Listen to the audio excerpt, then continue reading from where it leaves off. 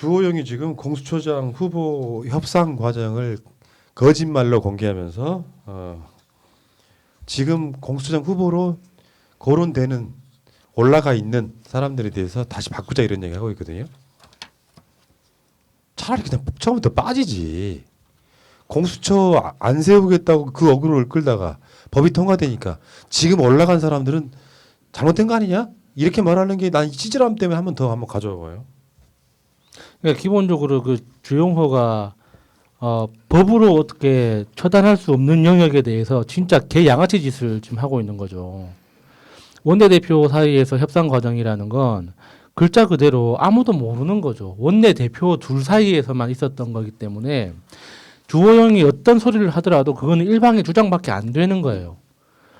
그럼 뭐 주호영이 이렇게 헛소리를 하는데 그러면 김태년 의원은 맞습니다 할 리가 없는 거 아닙니까? 그 둘 사이에서만 있었던 일이고 그 1대1로 있었던 일인데 그걸 가지고 사실은 이랬다라고 이야기한들 그게 사실이 되는 것도 아니지만 그게 그 주호영이 했던 이야기가 사실이든 아니든 그 두 원내대표 사이에 있었던 일을 이런 일이 있었다라고 이야기하는 것 자체가 정말 국회에서 정치를 한다는 사람들이 넘지 말아야 될 마지막 선 같은 거예요. 근데 주호영이 그거를 너무나 뻔뻔스럽게 넘어놓고 나는 억울하다고 다시 이야기하고 있잖아요.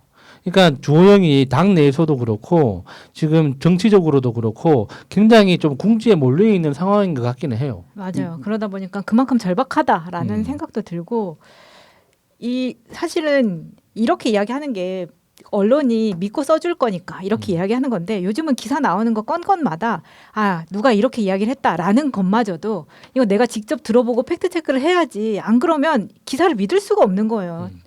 최근에 그 문재인 대통령 4인 가족 저는 그거 때문에라도 누가 이런 말을 했다라고 했을 때는 이것마저 팩트 체크를 해야 되는 세상이 왔는데 그 기자가 무슨 소용이에요 그러면. 진짜 그 표현의 자유가 넘치니까요. 표현의 자유가 넘쳐가지고 그런 거야. 자기 식대로 해석하고 뻔히 일어나는 어떤 상황들에 대해서 아니 그렇게 공격을 하고 싶어도 있잖아. 사람이 사람에 대한 기본에 이해가 안 된 거지. 그 문 대통령 그 임대주택 갔을 때 이런 걸 보면 없는 말을 만들어내고 이걸 틀어서 왜곡하고 평생 거기서 살지 왜 당신이 퇴임하면 살아보지 그 말이에요 그 말이? 근데 이 주호영이요. 요거 한 문장만 좀 들어보시면은 우리는 국짐 얘기하는 건데요. 우리는 공수처 출범을 저지하기 위해 공수처장 후보 추천을 봉쇄한 적이 없다. 청와대와 민주당이 원하는 인물 중 적당한 인물이 있다면 동의할 수 있다는 열린 자세로 협상에 임했다. 우린 정치적으로 중립적이고 공정한 검사 23명을 지휘할 수 있는 후보를 추천하려고 노력했을 뿐이다. 왜 이러는 걸까요? 아니던데. 왜 이러는 걸까요? 지금 그러니까 얘네들이 지금 전에 상임위원장 그때 뽑을 때부터 계속 해가지고 버스 다 떠나고 나면 뒷북치는 게 얘네들의 유전자 구조인 것 같은데 그럼 이제 우리 보고 어떻게 해달라는 거예요. 그러니까 우리도 도와주고 싶어. 니네 이것이 정말 진심이었다면 이게 사실이라면 나도 마음이 아프고 조영 씨 도닥여주고 싶고 이렇게 하고 싶은데 이제 어떡해. 그죠? 이미 통과가 됐고 물 건너가 버린 상황인데 그런데 이게 얘네들의 진짜 진심이 아니다. 우선 이유는 얘네들은 4.16 총선 때 제1 공약이 공수처 폐지였어요. 공수처 폐지를 들고 와서 이미 통과된 12월 30일자로 통과됐던 그 공수처법을 아예 폐지시켜버리겠다를 전면에 걸고 문재인 탄핵을 전면에 걸고 나왔던 놈들입니다. 그런데 니네들이 공수처를 방해한 적이 없고 반대한 적이 없다? 우선 믿을 수 없고요. 그다음에 그럼 니네들이 왜 이런 짓을 하려는지는 알겠어. 바로 뭐냐면 어떤 정치적인 수를 지금 꼼수를 하나 더 두려고 하는 거잖아요. 얘네들이 얘기하는 게 김진욱, 전현정 후보에 대한 문제를 지금 걸고 들어가고 있는데 근데 이거 이상하잖아요. 지금 그래서 민주당 만나서 같이 얘기를 좀 해보자는 겁니까? 민주당도 자격 없어요. 국진당도 자격 없고요.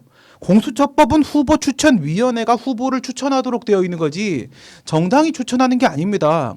여기서 당신들이 후보 추천위원 2명을 내세웠으면 이제 당신들은 플레이어가 아니에요. 뒤로 빠지는 거거든요. 여기서 감나라 배나라 할 수 있는 입장이 아닙니다. 예리해. 맞아요. 그러니까 지금 이게 정면으로 지금 공수처법 위반되는 주장을 하려고 하는 거고 왜 따로 추천을 했냐고 걔네들을. 지금까지 해왔으니까 네. 아무 생각 없이 이렇게 이야기를 한 아니, 거예요. 그러니까 이런 거야. 내가 봤을 때는 가장 큰 문제는요. 주호용도 당대표 경선 나갔을 때 공수처 설치하겠다고 주장했던 사람이야. 예.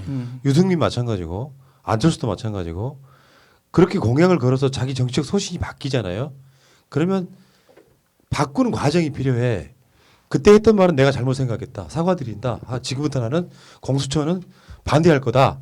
뭐 이런 과정도 없이 자기네들이 선거 나와가지고 공약했던 것들은 실제로는 아무 이견 없이 통과시켜야 되는 거예요. 그렇잖아. 더군다나 집권 여당인데다가 대선도 이겼지만 총선도 압승을 해가지고 이 정당이 자신들의 아젠다를 법으로 통과시키고 싶어해. 그러면 틀을 막는다고 막아지는 게 아니라 자신들의 의견을 관철해서 뭔가 다른 식으로 보완하는 것까지 괜찮아. 근데 이 사람들의 스탠스는 공수처가 출범하는 거를 반대하는 거야. 지들의 소신이기도 했어. 공약이기도 했는데 공수처가 출범하는 거는 반대를 해. 이런 정치 세력은 지금 있으면 안 된다는 거예요. 주호영이 하는 짓은 그 마트에서 장난감 코너에서 사달라고 들어눕는 아이들 있죠. 그런 아이들이 생떼 쓰는 거하고 정말 다른 게 하나도 없는 거예요. 법이 통과됐잖아요. 국회라는 공간은 법을 만드는 곳이에요. 국회의원은 법 만들려고 국민들이 그 권한을 쥐어준 거고요. 그러면 법이 만들어지는 그 과정에서 협상이든 투쟁이든 싸움이든 어떤 수단과 방법을 가리지 않고 법이 만들어지고 통과되기 전에 협상을 해야지. 법 통과되고 나니까 이제 와서 우리 처음부터 다시 이야기해 봅시다. 이거는 그 제안 자체가 말이 안 되는 거거든요.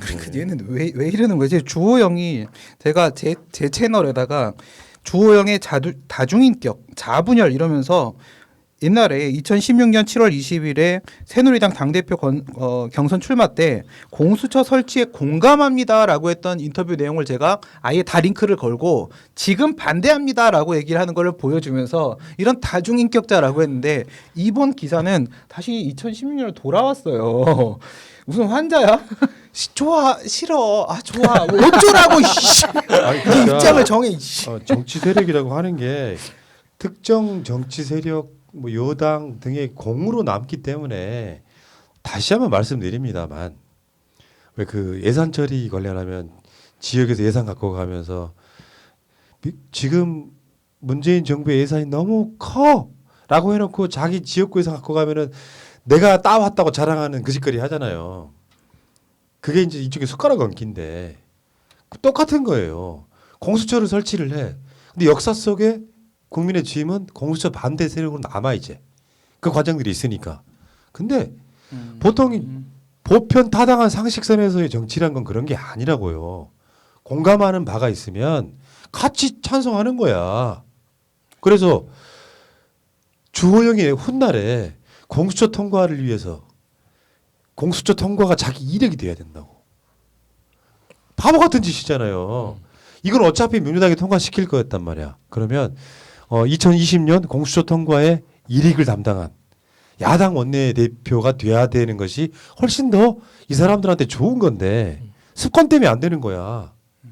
민주당이 잘 되는 건 문재인 대통령이 잘 되는 건 무조건 반대하기 때문에 실제로 비대해진 검찰 권력이나 고위 공직자들에 대해서 수사를 하는 게 나빠요? 나는 공수처를 위한 공처도 세워야 된다고 생각하는 사람이야. 공수처가 비리 저지를 것 같으면 또 세워. 그래서 무조건 못하게 만드는 거지. 원칙론적으로 그게 맞단 말이에요. 그렇죠. 미국의 권력기관이 만들어졌던 그 역사들을 보면 이렇게 연방 경찰이 생기고 나서 그거를 견제하기 위해서 NSA가 생기고 NSA를 또 견제하기 위해서 뭐 국토부 뭐가 생기고 결국에는 서로 견제 감시하기 위해서 계속 권력기관들이 만들어지는 그런 과정이잖아요. 피곤하네요. 국정원도 다시 국내 정치에 개입하라고 해. 아 어지러. 그래가지고 검찰 감시하라고 해. 차라리 그 이건 농담이고요. 검찰 특수부 권한은 새날한테 주는 게 어떨까요? 우리가 알아서 잘할게. 아무튼 그런 방식으로 역사가 한 발짝이라도 진보하는 데 있어서 나도 숟가락 얹었다가 되면 더 좋을 텐데 이런 게 안 되면요. 결국에는 다시 한 번 말씀드려요. 역사를 이렇게 오랜 시간 동안 지켜보다 보면 반대했던 세력들이 역사 속에 남거나 나중에 남아있지 못해요. 결국은 휩쓸려 가요. 반대 하는데 거대한 물결 속에 휩쓸려 가다가 나중에 존재감도 없이 사라져요. 여러분들 기억하시겠지만 10년, 20년 지난 뒤에 그때 공수처 반대했던 야당 이름이 뭐였더라? 원내대표가 누구였더라? 기억 못해요. 그 당시에는 문재인 정부 민주당 180석이 공수처법 개정안을 통과시켰다라고만 기억합니다. 그리고 아주 막연하게 그 당시에 야당이 극렬하게 반대했었다라고만 기억합니다. 그게 역사라고. 그러니까 참 모자란 사람들인 것 같고 이런 거 있잖아요. 공수처 같은 거를 여야가 막 한 거의 300석 가깝게 합의로 통과를 시켜요. 그러면 검찰 개혁 될 거 엄청 더 무서울 걸? 지금 국민의 지만테 남아 있는 건 정치적 억울로밖에 없지. 억지로 통과시켰다라고 하는 선동. 그리고 지금 공수처장 후보들이 뭔가 좀 편향된 사람들인 것 같은 느낌 이미지만 남아 있는 거지만 실제로 국민의 지음도 찬성한 공수처법, 공수처 이렇게 되면 실제로 검찰 개혁에 대한 파워가 더 세지는 거죠. 생각들 없는 거고요. 이 정식 컨설턴트 하는 사람들이 국민의 지면에 한 명도 없어 보입니다. 내가 봤을 땐 그래요. 예전에 한번 여담인데 그 정치인 관련해 가지고 컨설팅하는 회사 대표하고 잠깐 한두 시간 정도 대화해 본 적이 있거든요. 잘 모르던데. 정치 컨설팅하는 사람들인데 정치 이름 잘 몰라요. 그냥 아주 그 교과서적인 대학교 관련 학과에서는 나올 법한 이야기밖에 모르더라고. 제대로 연구하는 사람들이 없더라고요. 여의도 연구원이 전혀 이런 걸 공부 안 하나 봐요.